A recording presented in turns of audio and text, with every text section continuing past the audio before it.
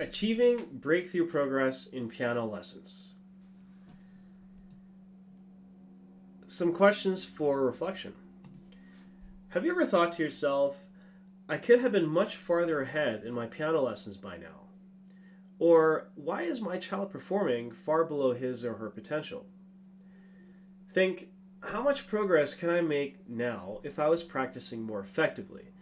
If I was practicing in the best way I knew how? Is it 2 times, 3 times, or maybe even 5 times the progress you're making currently?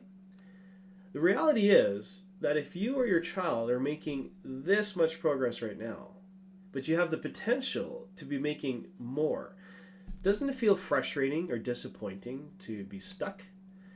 Wouldn't you like to improve your playing and learn more efficiently with the same amount of time you were practicing before? Well, everyone does. Students' most common pain points, based on real data I've collected from 60 plus students since fall of 2023. I thought I was playing the music correctly, but it turns out that I missed key details. I forgot to work on those things. Shoot. I used the practice techniques and did the drills sometimes, but not consistently throughout the week. I didn't have enough time to practice. The music was really challenging and I got demoralized and I didn't know what to do. So what we think the solutions to our problem are: having more willpower, more discipline, work harder, set goals and make rewards and incentives, read a book that will help me, or wait for someday to come when I'll get it eventually. But what actually accelerates and sustains progress are 3 elements. One is a high-performance environment. This includes community collaboration, so knowing that you're not the only one facing challenges or having struggles, sharing wins and challenges, getting ideas from your peers, and seeing how feedback to your peers can also apply to yourself. A high-performance environment also has systems of accountability, which includes deadlines and goals, and a commitment to future performances in front of a group. The second element is receiving feedback on progress multiple times per week, every week. What this does is reduces the lag time to fix mistakes or make adjustments. Think of a plane that only calibrates its course once per minute instead of every second. It will waste time and energy from being off course and not correcting itself frequently enough, thus taking more time and fuel to get to its destination. The second aspect of this is it reminds students of the things they tend to forget. There's a quote by Samuel Johnson, who's a writer, and it goes, "We often need to be reminded more than we need to be taught." So, reminding students will help build good habits for long-term growth. And then the third aspect is that it gives students encouragement on their practice goals to fuel their motivation and work ethic. Student motivation is often highest the day before, the day of, and after a lesson. No surprise. And then it tapers off as the week goes on. So having the check-ins multiple times per week replenishes and ignites the motivation. And the third point is tracking progress so that improvements can be measured and tangibly seen. So how do you know where you're going if you don't know where you are? Tangible improvements lead to measurable results, and results that you can see leads to being more motivated. And then looking back at your progress validates the work that you put in or you didn't put in. So, let's talk about incremental progress versus exponential progress. Most students, they have 1 lesson per week. They make practice a solitary activity with little or no community engagement. They adapt to the environment they're in, which often has distractions and lacks encouragement and feedback. They keep trying to change by themselves or mostly on their own. They hope to be more disciplined, more focused, have a stronger work ethic, and think that next week, next year will be better, but not really have a plan behind it. They make frustratingly slow progress as a result. While on the other hand, top performers, regardless of level, they get instruction and guidance multiple times per week outside of their weekly lesson time, which is akin to elite athletes and musicians who have instruction from their coaches and instructors multiple times per week, or at least they have opportunities to check in with them more than just at their weekly training session. They engage with other like-minded individuals who will encourage them and inspire them to commit to their goals with stronger conviction and belief. And then they put themselves in a high-performance environment, which is better focus, more frequent feedback, and has encouraging peers. They work on their goals with the help of systems of accountability and community engagement, and as a result, they make exponential progress.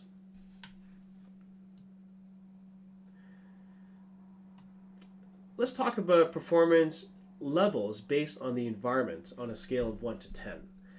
So in the following example, 1 represents the least progress one could make, while 10 represents the most that is possible with the right circumstances. So, in the sports example of playing soccer, if you play by yourself, that's a 1 to 2. You play with others, 3 to 5. And as you make better circumstances, that score goes higher. So, playing with others and keeping score, 6 to 7. And then finally, playing with others, keeping score, and having a coach on the sidelines, that's an 8 to 10. Does this sound familiar? Think about a professional soccer team. Now, when it comes to playing the piano, let's say playing by yourself, it's a 1 to 5. It's actually a small percentage of students who are ideally intrinsically motivated and can achieve amazing results and fulfill 90% of their potential with just 1 lesson per week, which constitutes less than 10% of my 50 plus total students. Where does that leave the rest of the 90%? If you play by yourself and you track your progress, you're going to make a little bit more progress as a result. And then playing with others in addition to solo practice and tracking your progress, 5 to 7. And then finally, playing with others, tracking progress, and getting multiple times per week, that's an 8 to 10. So, though not everyone desires or becomes a professional soccer player or concert pianist, the point is that we can learn from their training to attain similar levels of high performance and optimized learning. We optimize our environment such that we can practice like the pros do and make more progress than typical. I want to introduce the master class. So, in a musical context, master classes are group learning environments whereby several students work on their pieces with an instructor one at a time. Students will usually present the most difficult sections of their piece to the instructor, or the instructor will work with the student so that the highest leverage improvements can be made to their playing. Master classes are effective because it is a high-performance learning environment. I've attended master classes with several internationally renowned concert pianists in my career, and I have given master classes to my students and other teachers' students as well. Master class rehearsals, they combine elements of a master class and a group rehearsal. My students, they must attend rehearsals before every recital to ensure that they're adequately prepared for their performance. But wouldn't it be great if students were able to have access to master classes more than just once or twice a year? Imagine what a weekly masterclass, in addition to one-on-one lessons, will do to multiply progress versus only having a piano lesson once per week. This leads us to masterclass calls. Masterclass calls aim to achieve the accelerated growth that students would experience versus having only 1 lesson per week in person. If you look at the times when students experience incredible improvements in their playing, it's usually before a recital performance or an exam. Basically, when they put themselves in a high-pressure environment. As the saying goes, high pressure creates diamonds. During the summer of 2024, I experimented with different class sizes and class frequencies with online lessons, coming away with these findings. In a group of 4 students, I was able to give more than 5 details of feedback in under 10 minutes to each student on the call within a total span of 45 minutes. On a call with 3 students meeting 3 times per week, each student expressed a unique benefit to the masterclass format. One student became more convicted about counting out loud after seeing the complexity of other students' pieces. Also, seeing his peers count out loud strengthened his own resolve to incorporate more active counting in his own practice. Another student, who was quite busy that week, felt the positive pressure to practice more often than if she were just to come to 1 lesson per week, which is a testament to the power of influence that community learning fosters.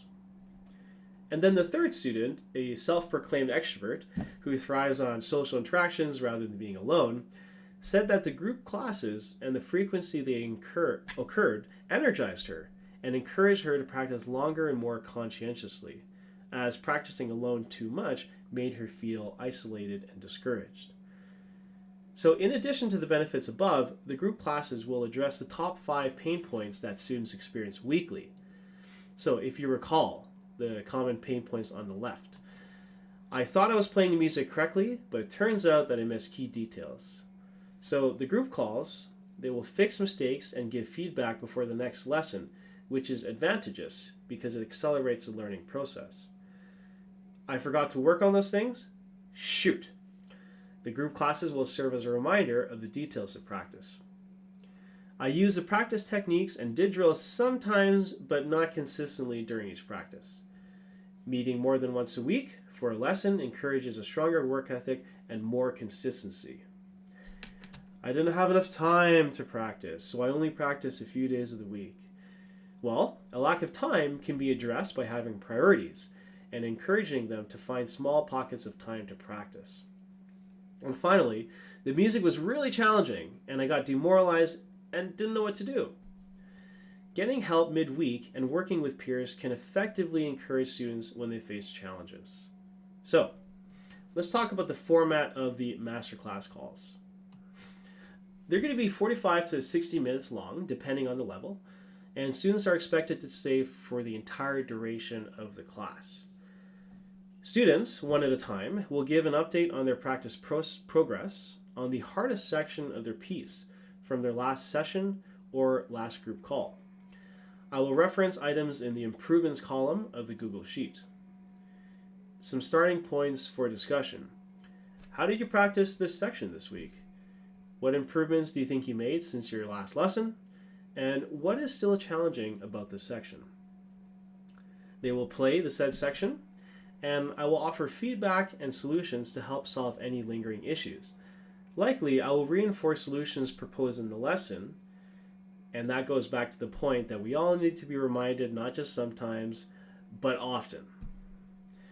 1 or 2 students will be asked if they can offer their feedback, and every student is encouraged to participate in the session. The student will try the practice method suggested on the group call to demonstrate that they understand what to improve and how to improve it. Finally, they will give a summary of what they learned to the group and the actions they will take in their practice. Each student will go through the same process above. A timer will be used so that each student receives adequate time on the call.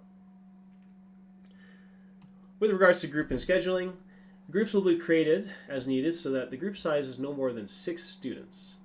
The exact timing of each group will depend on the availability of students for each group.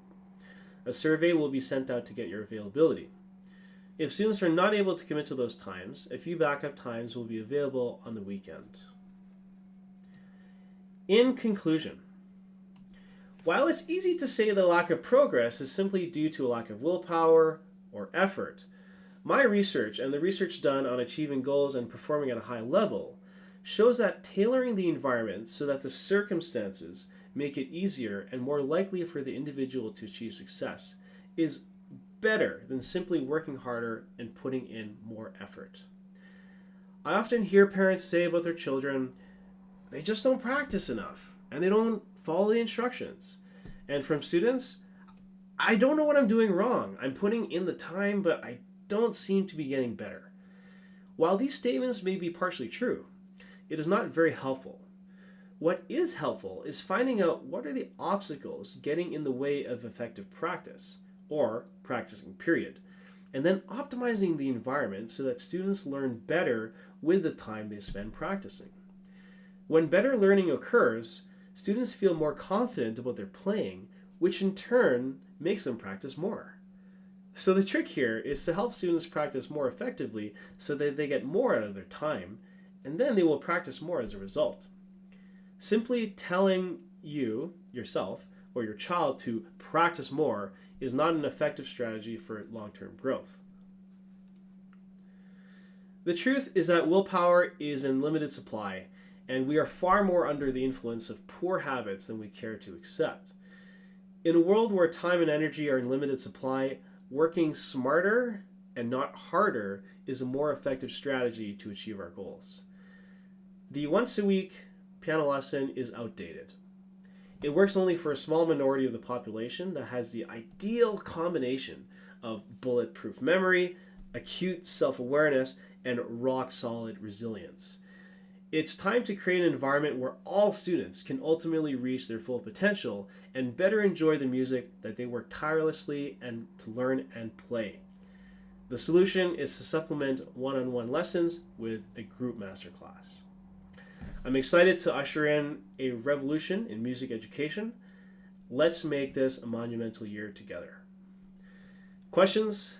Please ask your questions on the survey and I will address them to everyone in a video. Thank you for your time and attention.